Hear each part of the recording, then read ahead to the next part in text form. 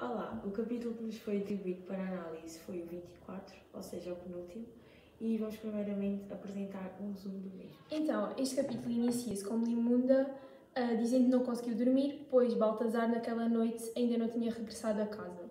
Logo que o sol nasce, esta verifica a outra vez que o Baltazar não se encontra em casa e isto gera nela uma profunda preocupação. Por isso, decide ir à procura deste. Nesse mesmo dia, o rei entrará em Mafra. Belimunda dirige-se ao monte junto e pelo percurso vai perguntando se alguém viu o seu marido, descrevendo-o, porém ninguém tem notícias dele. Vendo ao longe um monte, onde possivelmente estaria Baltazar, Sete Luas grita pelo seu homem, mas não obtém resposta.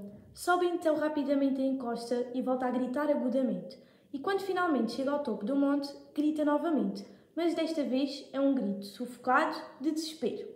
Belimunda vê, passo a citar, os arbustos arrancados, a depressão que o peso da máquina fizera no chão e, de outro lado, a meia dúzia de passos, o alforje de Baltazar. Depois disto, Belimunda sente um enorme vazio, pega no seu alforje e começou a procurar o seu marido pelas proximidades. Durante as suas buscas, ela encontra pelo caminho um frade dominicano e esta pergunta sobre Baltazar e a passarola pelas metáforas. Um grande pássaro que ouvimos dizer que vivia cá, o meu medo é que o pássaro não tenha levado. Depois o frade afirma que não tinha visto Baltazar e disse a Belimunda para passar a noite no convento dele, já que já se fazia tarde e ela poderia perder-se na escuridão. Então, como esta se encontrava muito cansada e os ruídos da noite a atormentavam, acaba por seguir os conselhos do frade e dirige-se às ruínas, aí adormecendo levemente. Percebe-se então que alguém nas ruínas estava a aproximar-se dela e era o frade. Mas tal como diz Saramago, não vinha por caridade cristã e tenta violar Belimunda. Esta, para se defender, espeta-lhe o espigão de Baltazar no meio das costelas e acaba por matá-lo. Posto isto, apercebeu-se que já nada teme, afasta-se do convento e continua as buscas.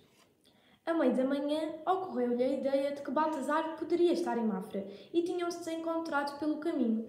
Então decidir comer para casa. Quando chega ao portal do quintal, acaba por gritar por ele, mas ninguém aparece. Exausta, adormece na barraca. Nessa mesma noite, dorme em casa e de manhã esquece de tomar o pão. Acaba por ver os seus cunhados por dentro e, de repente, assusta-se com o que vê. Enfim, chega então o dia do aniversário do rei e também da sagração da basílica. É feita uma descrição pormenorizada do modo luxuoso como os festejos ocorreram. O cortejo é também assistido por Inês Antónia e Álvaro Diogo, acompanhados por Belimunda. E é feita a bênção do patriarca e assim terminam o primeiro dos 8 dias da sagração. O capítulo termina então com Belimunda a juntar mantimentos e roupas para guardar no alforje. Esta pega também no espigão e parte sem medo nenhum à procura de Baltazar de novo. Então, acerca da ação, esta divide-se em dois grandes planos. A relação amorosa de Baltazar e Belimunda e a linha da ação da construção do convento de Mafra. É notória a divisão entre o plano ficcional e histórico. A inauguração do convento de Mafra é uma das mais importantes linhas da ação. Este foi construído devido à promessa feita pelo rei, no caso de Dona Maria Ana, lhe desse um filho. O nascimento da primeira filha, Dona Maria Bárbara, determina então o cumprimento dessa mesma promessa. O trabalho começou a 17 de novembro de 1717 e empregou-se cerca de 50.000 trabalhadores, prestigiados ao longo de toda esta obra. A sagração e inauguração do convento aconteceu a 22 de outubro de 1730, quando Dom João V celebrava o seu 41º aniversário. Embora ainda por acabar o projeto final, este recebe 330 frades. Quanto às personagens, as mais relevantes são Belimunda, os seus cunhados, o frade e o rei. Vou passar então a uma descrição de alguns. O rei Dom João V é o rei de Portugal, apresenta-se com um carácter magnificente, megalómano e vaidoso. Belimunda tem um carácter ficcional, é uma mulher do povo, conhecida como Sete Luas, tendo habilidades sobrenaturais. É apaixonada por Baltazar e vive em um romance verdadeiro e cheio de companheirismo. Álvaro Diogo é então um homem do povo, antigo soldado, com quem Baltazar teve uma amizade. Em termos temporais, este capítulo passa-se em 1730, passa a citar: enfim, chegou o mais glorioso dos dias. A data é morredoura de 22 de outubro do ano da graça de 1730, quando El Rei Dom João V faz 41 anos e vê sagrar o mais prodigioso dos monumentos que em Portugal se levantaram. Por outro lado, esta ação ocorre principalmente em Mafra, mais especificamente na Serra do Monte Junto, convento de Mafra, e nas ruínas do convento dominicano. Tal como em toda a obra, o capítulo em questão não poderia deixar de criticar o clero e a nobreza.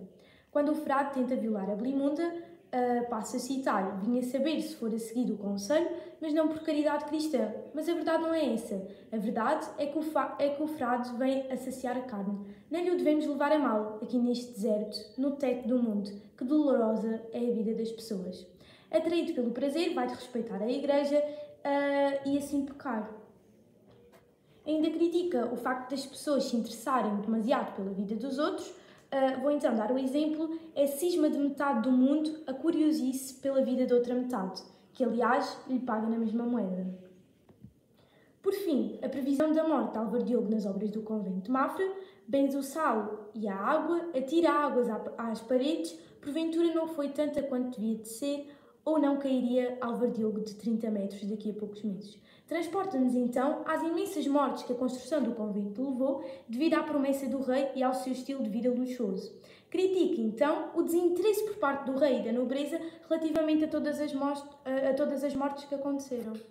Então, quanto ao narrador, este é bastante complexo, classifica-se como subjetivo, mostrando a sua opinião através das críticas que faz, passando a citar: procura a alma as suas satisfações, o corpo não as dispensa.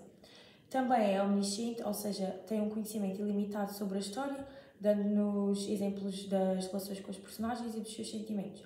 Passando a dar o exemplo: ou não cairia Álvaro Diogo de 30 metros daqui a poucos meses.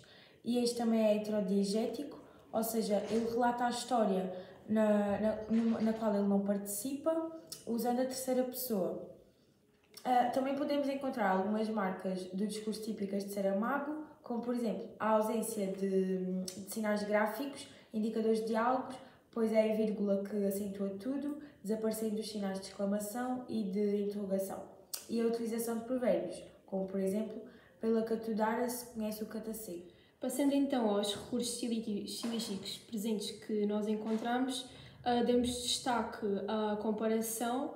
Ali é o lugar como o ninho de uma grande ave que levantou voo, a uma metáfora: por causa de um grande pássaro que ouvimos dizer que vivia cá, o meu medo é que o pássaro o tenha levado. É uma dupla adjetivação à antiga larga manjedoura e, claro, como presente em toda a obra está a ironia.